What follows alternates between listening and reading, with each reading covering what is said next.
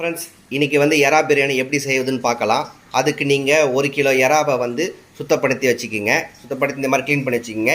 இந்த எறாக்குள்ளே ஒரு கருப்பு நூல் மாதிரி ஒன்று இருக்கும், அதையும் க்ளீன் பண்ணி எடுத்து வச்சுங்க. அது ரொம்ப முக்கியமாக, அது இருந்தால் கொஞ்சம் கசக்கும், அதனால் அது உள்ளே இருக்கிறத க்ளீன் பண்ணி எடுத்துக்கோங்க. இந்த எறா பிரியாணியை தாளிக்கிறதுக்கான பொருட்களை சொல்லிடுறேன். முந்திரி இந்த மாதிரி ஒரு 4-5 முந்திரி எடுத்து இந்த மாதிரி உடச்சி வச்சுக்கோங்க. அப்புறம் இந்த ஸ்டார் இது வாங்கி ஒன்று போதும் இது. அப்புறம் 4 கிராம்பு, 1 ஏலக்காய், 1 இலை, இந்த மாதிரி சைஸில் வந்து பட்டை தூள் தூளாக வச்சுக்காதீங்க. இந்த மாதிரி ஒரு பட்டையை 2ஆக கூட உடச்சி வச்சுக்கிங்க. அதுக்கப்புறம் வந்து தேவையான அளவு எடுத்து வச்சுக்கிங்க. இந்த மாதிரி 2 டேபிள் ஸ்பூன் வந்து இஞ்சி பூண்டு பேஸ்ட்டு, 1 ஸ்பூன் வந்து மசாலாத்தூள், ஒரு ஸ்பூன் வந்து சோம்புத்தூள், 1/2 ஸ்பூன் மஞ்சத்தூள் போட்டுக்குங்க போதும். அதே மாதிரி சக்தி மசாலா தூள் எடுத்துக்கோங்க, வெறும் மிளகாத்தூள். இது வந்து 1.5 ஸ்பூன் தேவைப்படும். 1 கிலோ ப்ரானுக்கு 1 கிலோ பிரியாணி அரிசிக்கு வந்து காரத்துக்கு தேவையானது போதும். 1.5 ஸ்பூனே போகுதும். ஏன்னாக்கா நம்ம வந்து பச்சை மிளகா 5 போட போகிறோம். இந்த மாதிரி வந்து பச்சை மிளகா வந்து நீட்டு வாக்கில் கட் பண்ணி வச்சுக்கோங்க. ஒரு 5 பச்சை மிளகா, அது நாட்டு பச்சை மிளகாவாக எடுத்துக்கோங்க. ஒரு கைப்பிடி தேவையான அளவு புதினாவை சுத்தப்படுத்தி வச்சுக்கோங்க. அப்புறம் 1 கிலோ ப்ரானுக்கும் 1 கிலோ அரிசிக்கும் தேவையான வெங்காயம் வந்து 3 பெரிய வெங்காயம் இந்த மாதிரி நீட்டு வாக்கில் வந்து கட் பண்ணி வச்சுக்கோங்க. அப்புறம் 3 ஒரே சைஸாக வெங்காயம் எந்த சைஸில் எடுக்கிறீங்க அதே சைஸுக்கு தக்காளி வந்து 3 எடுத்துக்கு வச்சுக்கோங்க. ஏன்னா ஈக்குவலாக இருக்கணும் ரேஷியோ. நாம் இப்போ இந்த பிரியாணியை வந்து டம்ப் பண்ணி தான் நம்ம இந்த பிரியாணியை செய்ய போகிறோம். அதுக்கு வந்து இந்த மாதிரி ஒரு அகலமான பாத்திரத்தை எடுத்துக்கோங்க. அதுக்கப்புறம் வந்து இந்த பாத்திரம் வந்து நல்லா சூடாகிற வரைக்கும் வெயிட் பண்ணுங்கள். இது நல்லா காயணும். அதுக்கு முன்னாடியே எண்ணெய் ஊற்றிடாதீங்க. நாம் இப்போ அடுப்பை பற்ற வச்சாச்சு பாருங்கள். அதுக்கப்புறம் வந்து இந்த கடாயை வந்து நல்லா காயணும். கொஞ்சம் ஈரமாக இருந்தால் கூட வந்து நீங்கள் எண்ணெயை ஊற்றாதீங்க, வெயிட் பண்ணுங்கள். இப்போ நல்லா காஞ்சிடுச்சு. நாம் இப்போ வந்து எண்ணெய் ஊற்றலாம். எத்தனை ஸ்பூன் சொல்கிறேன். நாம் 1 கிலோ ப்ரானுக்கு செய்ய போகிறோம். அதுக்காக வந்து நம்ம வந்து நீங்கள் நெய் போட்டாலும் நெய் போட்டுக்கலாம்.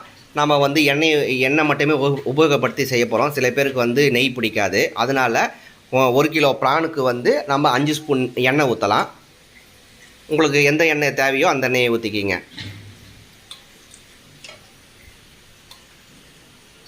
இப்போ 5 ஸ்பூன் ஊற்றியாச்சு. இப்போ இந்த எண்ணெய் வந்து சிம்லேயே வச்சுக்கிங்க. இந்த எண்ணெய் கொஞ்சம் சூடாகட்டும். நாம் வந்து சிம்லேயே வச்சு இந்த எண்ணெயை சூடாக்கியிருக்கோம். இப்போ நீங்கள் இந்த ஸ்டேஜில் வந்து நீங்கள் நெய் வேணும்னாலும் 1 ஸ்பூன் போட்டுக்கலாம். ஆனால் நாங்கள் வந்து நெய் போடலை. இப்போ வந்து தாளிக்க போகிறோம். ஃபஸ்ட்டு இந்த நம்ம முந்திரியை வந்து கட் பண்ணி வச்சல பொடிசாக அந்த முந்திரியை ஃபஸ்ட்டு போடுங்க. அது கொஞ்சம் லைட்டாக வந்து கொஞ்சம் ஃப்ரை ஆகட்டும். இந்த மாதிரி ஃப்ரை ஆகிறதுக்கு லைட்டாக கலரி விடுங்க.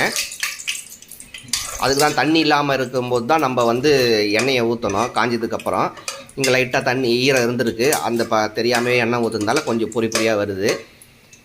இப்போ லைட்டாக வந்து ப்ரௌன் கலராக வந்துடுச்சு பாருங்கள்.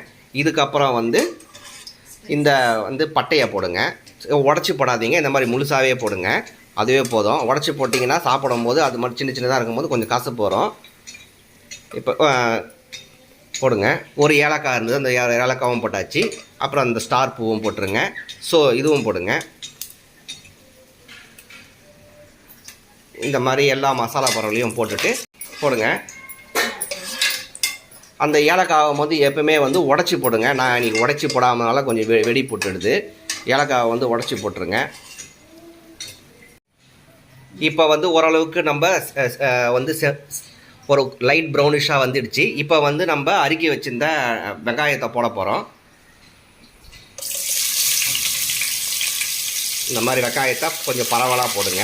சிம்மிலே வச்சுக்கிங்க. அடுப்பை ஹை ஃப்ளேமில் வைக்காதீங்க. வெங்காயம் எப்பவுமே வந்து சிம் ஃப்ளேமில் தான் வதக்கணும்.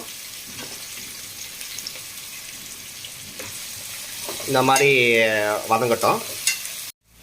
ஓரளவுக்கு வந்து வெங்காயம் வந்து கொஞ்சம் பொன்னிறமாக வந்துடுச்சு. இப்போ நம்ம வந்து பச்சை மிளகாவை சேர்க்கலாம். இந்த மாதிரி நீட்டாக அரிக்க வச்ச பச்சை மிளகா வந்து நம்ம சேர்க்கலாம். 5 பச்சை மிளகாய் எடுத்துக்கோங்க. இந்த மாதிரி போடுங்க. கட்டாயம் வந்து நீட்டு வாக்கில் கொஞ்சம் கட் பண்ணுங்கள். முழுசாக போட்டிங்க இதுவும் வெடிக்க ஆரம்பிக்கும். இப்போ வந்து வெங்காயம் வதங்கிடுச்சு, பச்சை மிளகாவும் வதங்கிடுச்சு. இப்போ வந்து தக்காளி நம்ம போட போகிறோம். நறுக்கி வச்ச தக்காளியை வந்து ரொம்ப பொடிசாக தக்காளியை வந்து நறுக்கி வச்சுக்கிங்க. அப்போ தான் வதங்கிறதுக்கு கொஞ்சம் சீக்கிரமாக வதங்கிடும்.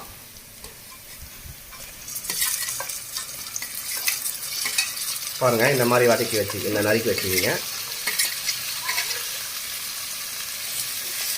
இப்போ நம்ம தக்காளி போட்டாச்சு. இந்த தக்காளி வந்து சீக்கிரமாக வதங்கிறதுக்காக நம்ம கொஞ்சோண்டு உப்பு சேர்க்கலாம். இந்த அளவு உப்பு போடுங்க. இது கொஞ்சம் உப்பு போட்டிங்கனாக்கா கொஞ்சம் வந்து சீக்கிரமாக வதங்க ஆரம்பிக்கும். இந்த மாதிரி தக்காளி போட்டதுக்கப்புறம் அரை வேக்காடாக இருக்கும் போது வதங்கிறதுக்கு அப்புறமே நம்ம வந்து இஞ்சி பூண்டு பேஸ்ட்டு வந்து 2 ஸ்பூன் போடணும். 2 ஸ்பூன் வந்து இஞ்சி பூண்டு பேஸ்ட்டு போடுங்க. போட்டுட்டு கொஞ்சம் வதக்க ஆரம்பிங்க. சும்மா ஒரு நிமிஷம் வதங்குங்க. இந்த மாதிரி நல்லா வதக்கிட்டு தீ எப்பவுமே வந்து வதக்கும் போது தீ வந்து குறைவே வச்சுங்க. ஹை ஃப்ளேமில் வதக்காதீங்க. அப்போ தான் தீ பிடிக்காது, நல்லாவும் வதங்கும். அந்த சாரெல்லாம் வந்து இந்த ரா வாசனைலாம் போனால் வந்து உங்களுக்கு வந்து டேஸ்ட் வந்து நல்லா கிடைக்கும். இப்போ பாருங்கள், வெங்காயம் தக்காளி இஞ்சி பூண்டு பேஸ்ட்லாம் நல்லா வதங்கியிருக்கு. இப்போ நம்ம ஏற்கனவே சொன்னது மாதிரி புதினா வந்து ஒரு கைப்பிடி எடுத்து வச்சுருந்தோம்.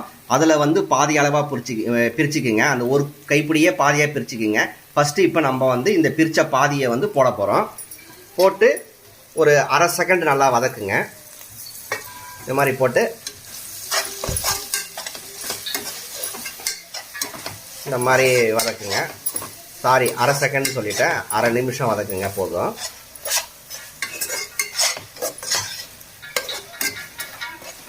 இந்த மாதிரி வதக்கிடுங்க. இப்போ வந்து மஞ்சள்தூள் போட போகிறோம். இப்போ நம்ம முன்னாடியே எடுத்து வச்சுருந்தோம்ல அளவு 1 ஸ்பூன் மஞ்சள்தூள், அதை போட போகிறோம். இந்த மாதிரி போட்டுட்டு திரும்பவும் அந்த மஞ்சள்தூளை வந்து திரும்பவும் ஒரு அரை நிமிஷத்துக்கு வதக்குங்க போதும்.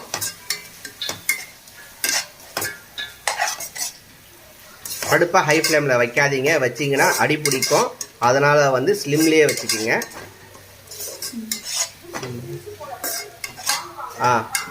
போதும். இப்போ பாருங்கள், எல்லா மசாலாவும் போட்டுட்டோம். நம்ம ஃபஸ்ட்டு வெங்காயம் போட்டோம்.